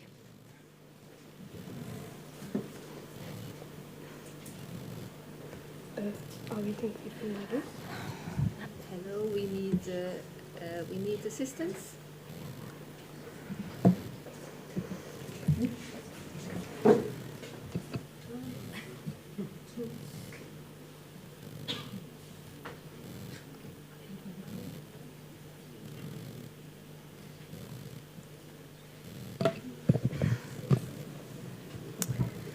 Okay. So, hi everyone. Today I'm going to present you my paper about creating multisensory experiences for cognitive enhancement in adults with intellectual disabilities. This study is a part of a master's degree research that addresses global challenges posed by intellectual disability, or ID, which is a complex condition that affects millions worldwide, leading to limitations in intellectual faculties and societal integration difficulties. This research was made in collaboration with Cersica, that is a Portuguese association that provides support and services to adults with ID in different levels of severity. The overarching objective is to co-design a multisensorial product involving therapists, caregivers, and to enhance functional abilities and cognitive stimulation in adults with intellectual disabilities. Recognizing the ongoing cognitive development in individuals with ID, the study particularly focuses on the less developed sensory aspects, aiming to design a tangible product using patterns, colors, and sounds. This paper specifically reports the material testing phase used to find the optimal materials for the creating patterns to vibrations, through vibrations. Intellectual disability is characterized by significant limitations in intellectual functioning, crucial for daily activities, impacting such as verbal communication, memory, reasoning, and social skills. For that reason, individuals with intellectual disabilities have to rely on external support for basic autonomy, extending these challenges to institutions, caregivers, family members, and society in general. Moreover, individuals with ID often contend with underdeveloped cognitive abilities which impede their understanding and navigation of the physical world. These difficulties stem from a combination of abstract reasoning limitations and insufficient cognitive stimulation. While individuals with intellectual disability continue to progress in their skills, communication barriers often impede full sensory developments, mainly in the five primary senses: sight, hearing, touch, taste, and smell, which is essential for personality and knowledge growth.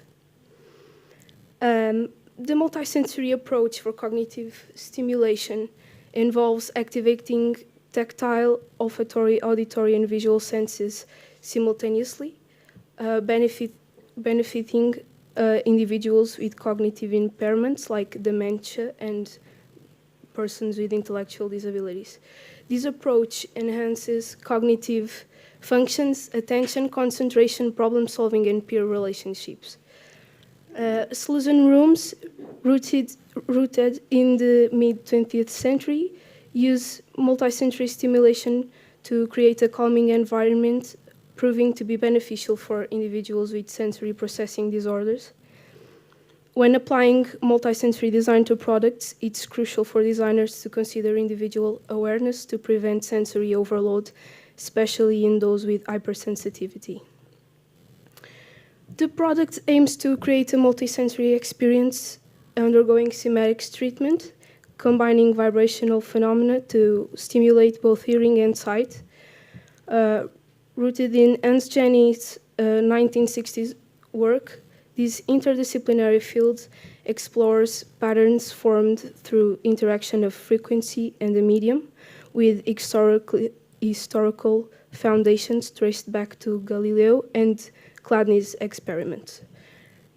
Renowned artists like Björk incorporate thematic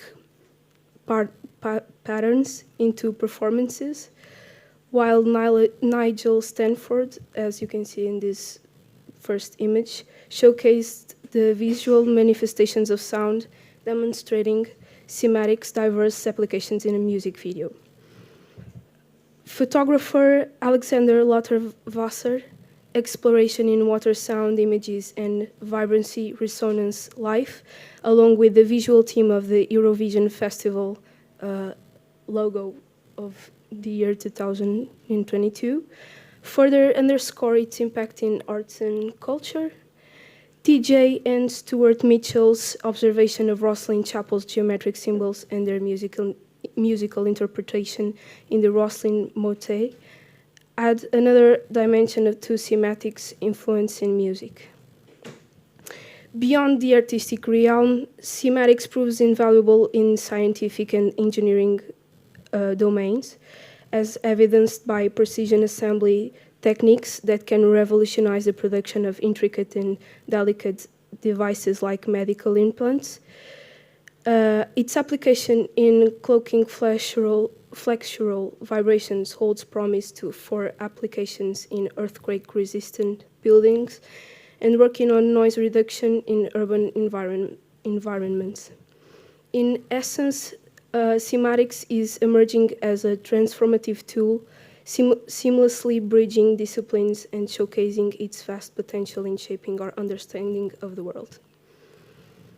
So, guided by Chladni's experiments, which involved creating patterns by placing fine dust on vibrating metal plates, the material selection process in this study prioritized safety, translucency, and effectiveness in creating vibrational patterns through thematics.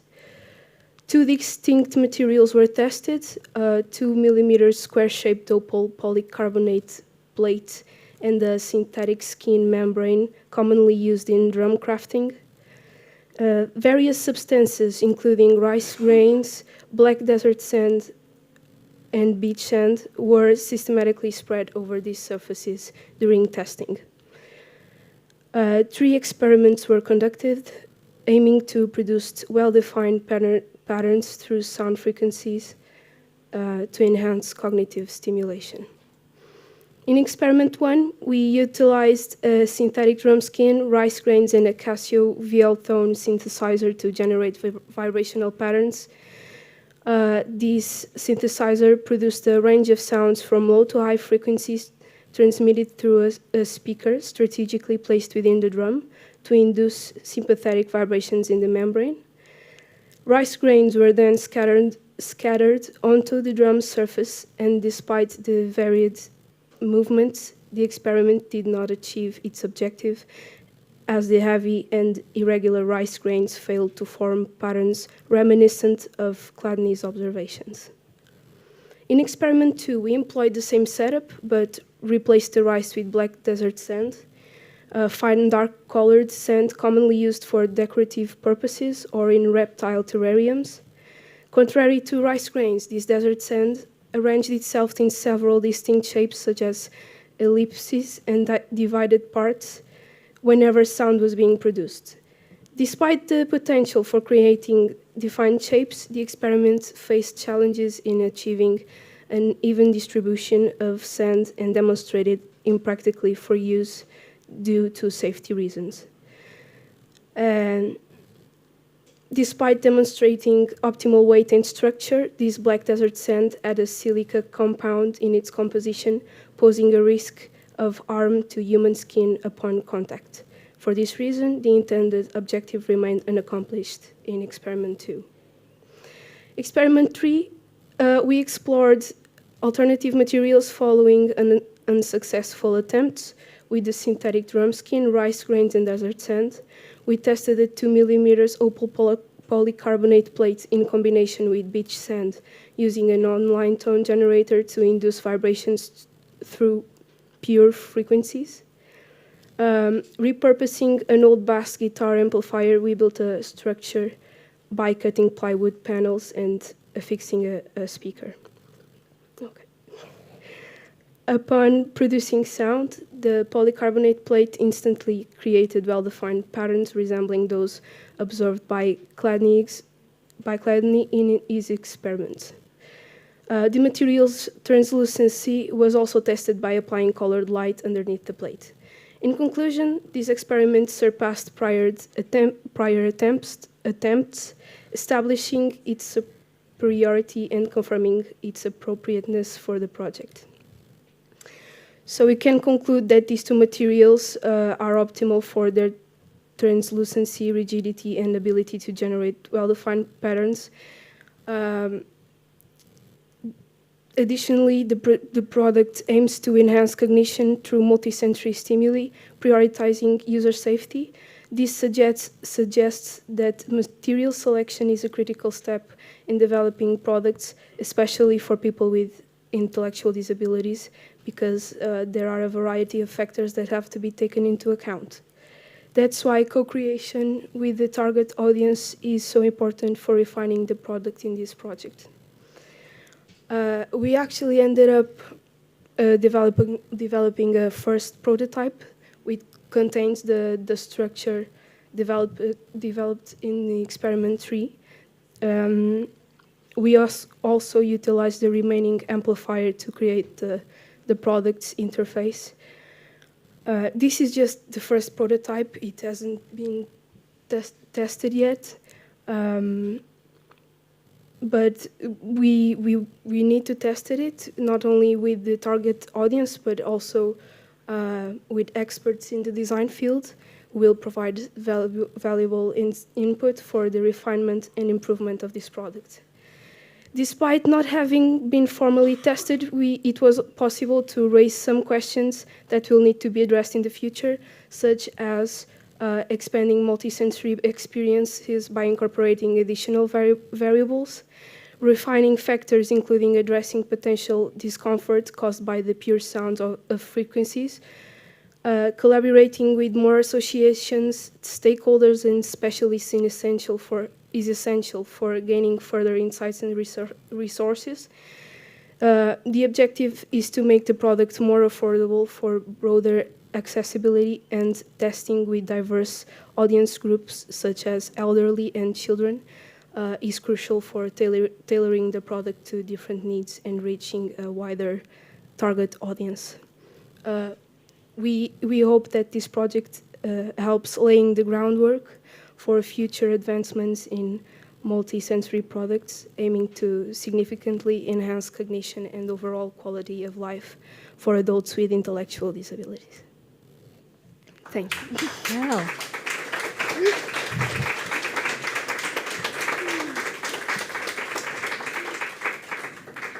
So, what an amazing research. We can't wait to see this product. A question, 2 questions. So, please, Rodrigo. No. Me first? Yes, because, yeah. First of all, congratulations. I could see your prototype before at the ADI, so I know what you're doing, and I think it's really amazing. I just would like to congratulate you, and also congratulate Professor Handy, who is doing an amazing job with her students. My question is very simple. I know you intend to start your first usage of the prototype you have. I would like to know if you intend to do this with a specific target audience, like one specific kind of diverse ability, or you still don't have any proposition to that yet? So the main goal now is to test it with all the disabilities possible, and then we can try to refine the product taking into account some specific disabilities, but it's not my goal at the moment. Okay. Thank you very much, and congratulations again. Thank you. Thank you. There is another question, Francesco. Yeah, I just wanted to add congratulations to the congratulations you already had. This is very amazing. And I was thinking that if you might have encountered in the research you were doing, also some application which is not just for people with disabilities. I see here a lot of potential for interior design solutions. Say you develop rooms for making people concentrate better during meetings, or feeling more relaxed, able to share, more focus. And I don't know if you encounter some principle in the research you were doing, you done, that can be applied in that sense. That's a difficult question for me to answer, but I don't know if I'm going to answer it right. But at the moment, there's not a lot of information about sematics and how it is applied in these cases. I'm sorry, I don't know how to answer you. I think she's developing. She is just developing. I mean, it's amazing research. There are many possibilities that you will have to explore, and that's it. I mean, we will follow you for the next paper or presentation of your prototype. Thank you. Thank you. I think she Oh, of course, wanted of course. to say something. I did not understood. Excuse me. Well, I can reply what you asked for, because we are involved in a bigger project actually, and Mariana is doing focused on most of the product design part. So we started a big project, and she's helping us to focus on the product part, because it was under master in product and space design. So there were some students who were focused on more the space, interior design and such. But the project is just, it's so big. So, and from her part, she's more focused on product. That's why I think it's hard for her to reply. But the project started a year ago, and it's been ongoing, and hopefully we can distribute results next year. Thank you. Yes, next Senses. Thank you. Thank you for helping me. Okay. So, it is not on the program, but we will have another presentation. Please, we will have Mayara Camilo now.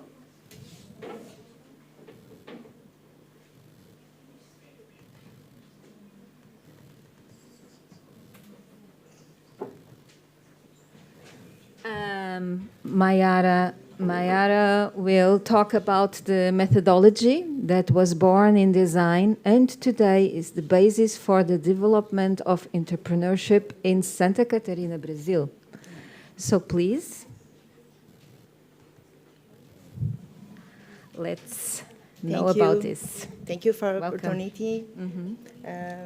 I'm Brazilian. This research is applying in Brazil, but my English is very bad.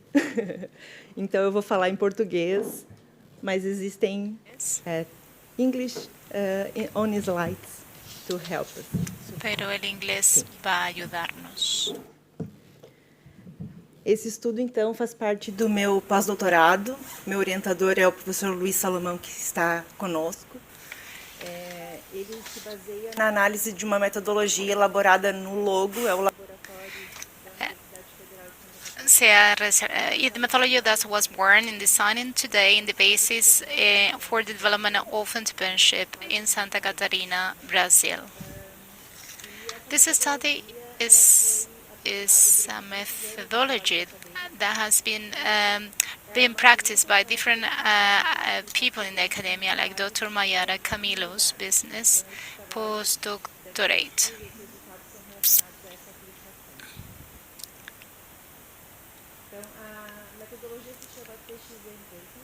The TXM business methodology was applied to the NASER program. This aims to support entrepreneurs so that their ideas can go through a pre-incubation period and become consolidated as business. The TXM methodology is based on 83 words such as doctorates, masters, and course completion in addition to 173 scientific articles. Por mais de 83 trabalhos acadêmicos, sendo eles doutorados, mestrados e trabalhos de conclusão de curso.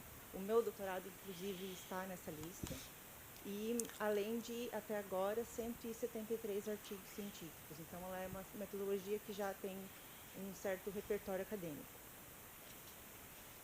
Sobre o programa, então, que tem a metodologia TXM como base, né? Esse programa foi elaborado para 5 meses.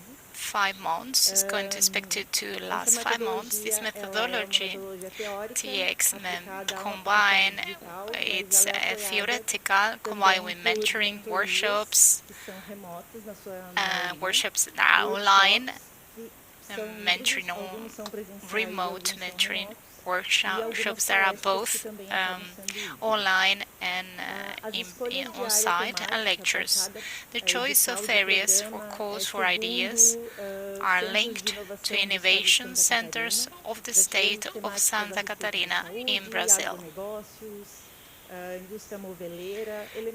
The target audience, their personal group that has been a business, they are residing in Santa Catarina, the people that want to start a business, and they need some support. The selection of ideas takes place once a year, and they need a sponsorship.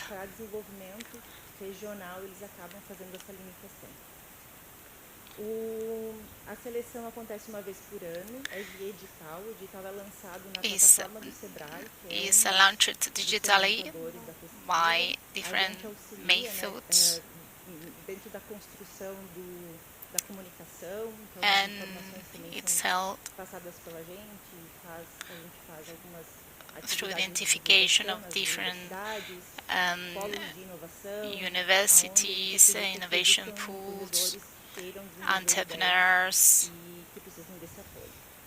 that are in need of this support. There are remote and on-site different activities. Como ela tem os fomentadores financeiros, né, tanto a FAPESP quanto o Sebrae, ela é gratuita para todos os empreendedores.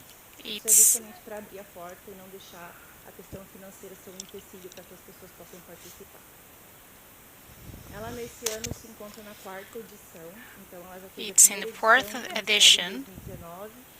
It started in March 2000 and in November 2019 on to March 2020. The second edition took place in April 2021 till March 2022, and this edition started in October 2023 and is expected to last until March 2024.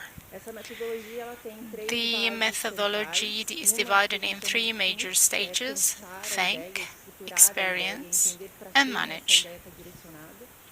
A experience, que é relacionado a prototipar a ideia e testar a ideia, e a parte de gerir a ideia, construindo um negócio a partir dela.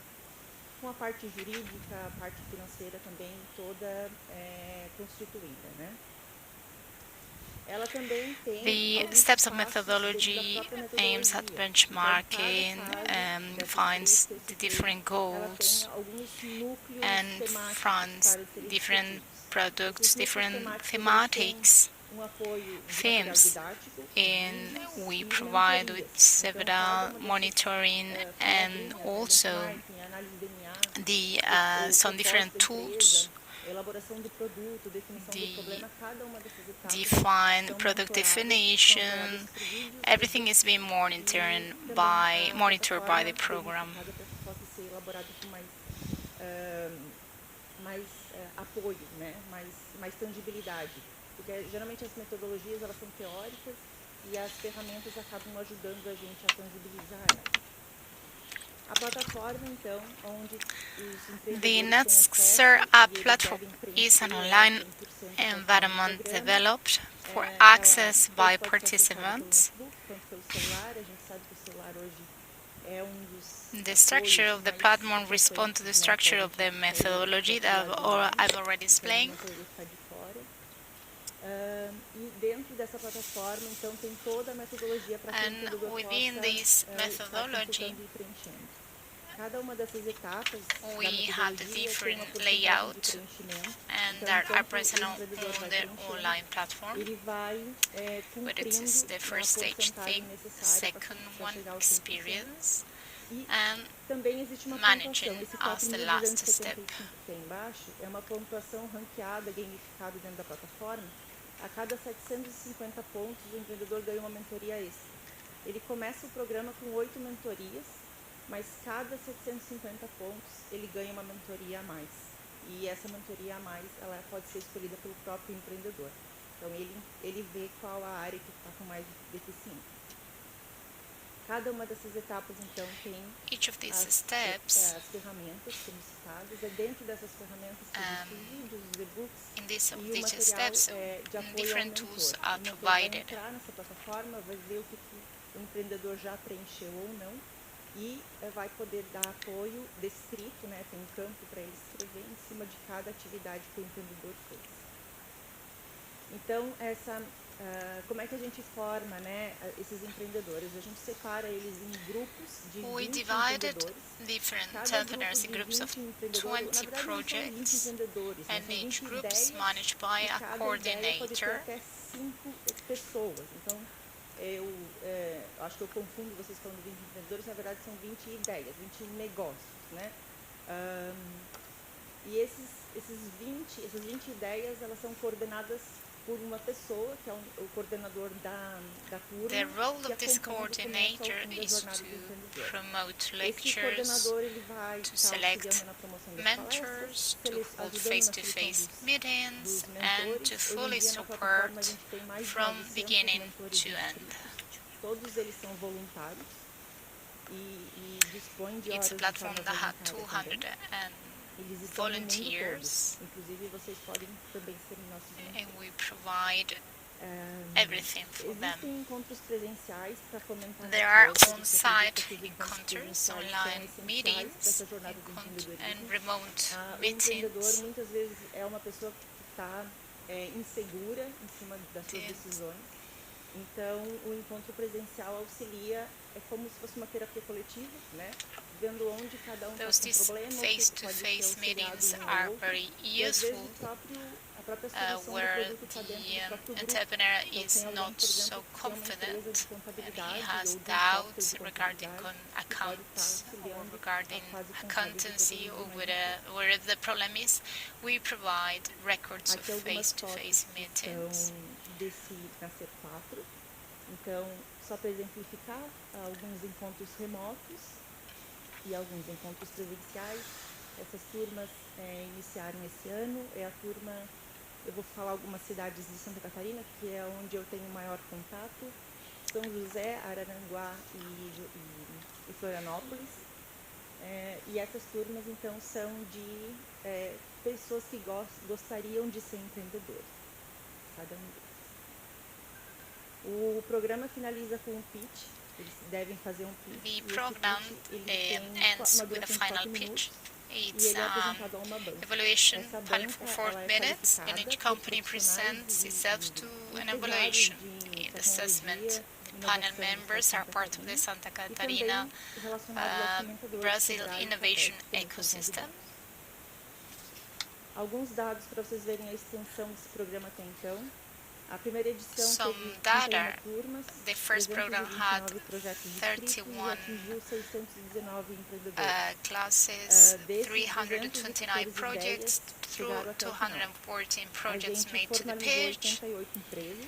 It was Houve formalized by 38 pedidos de patente 88 de tecnologia e inovação companies e and 120 registros de marca. 38 patent applications. And the second edition had 28 projects and 541 entrepreneurs, 140 projects made the pitch, and 20 formalized as companies, 49 applied for patents, and 50 trademarks were registered.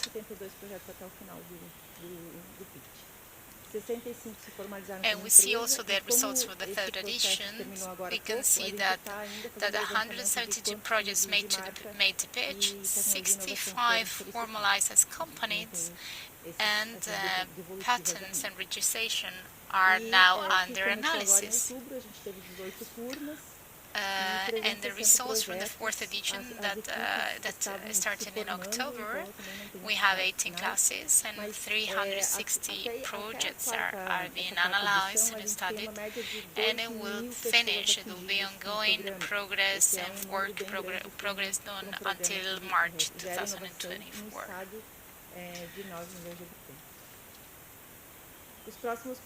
The next steps will be the analyzed experiences and perceptions of entrepreneurs using the TX and business methodology during and after the participation in the NASER program. And all of that is part of the study area of UX design. And this is all part of my PhD studies. Em relação ao que eles estão tendo contato. Então, todos os pontos de contato do programa, né? Tanto os movimentos remotos quanto as atividades presenciais, elas estão sendo monitoradas e analisadas. Alguns questionários já foram lançados, mas a compilação de dados vai ser elaborada mais para metade do ano que vem para poder ser publicada. Para quem quer acompanhar a pesquisa ou tem alguma informação ou gostaria de participar. Those people that are more interested and want to have further details of their research, these are my emails, my contact details. If you want to ask me something, I would be delighted to collaborate. And thank you very much for your attention. Thank you so much. Does anyone have a question? So I congratulate you for your work. Thank you.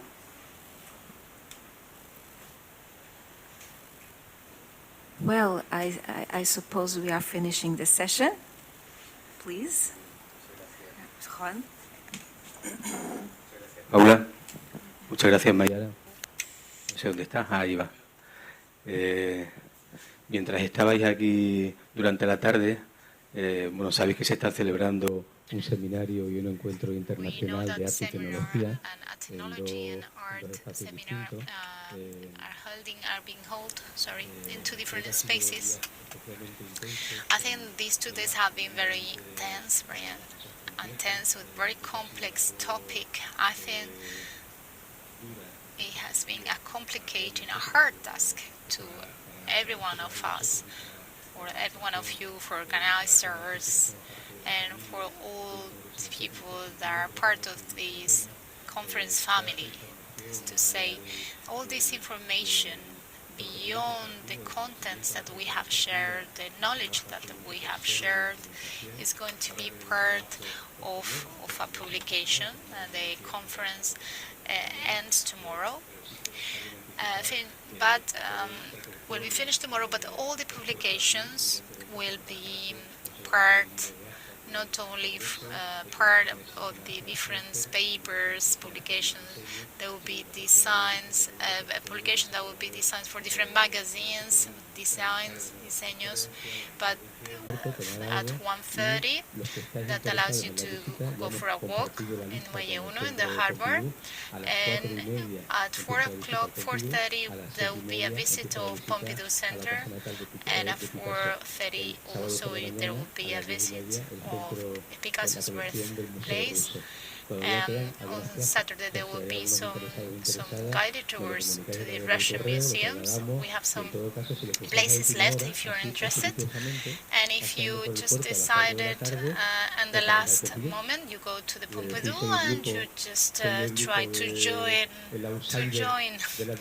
the group, the other official group. I'm the outsider, but I'm from the conference, and I don't think there will be any problems because we had thought out a group of 25 that had allowed 25 people, but I don't think there will be a problem if there is any more, some more people joining the visit. Please do rest, please enjoy the city, and tomorrow at 11 o'clock I will be waiting for you in the entrance of Pompidou Center, and we'll study the possibility of entering together and spend some time together in the closing event. So thank you very much.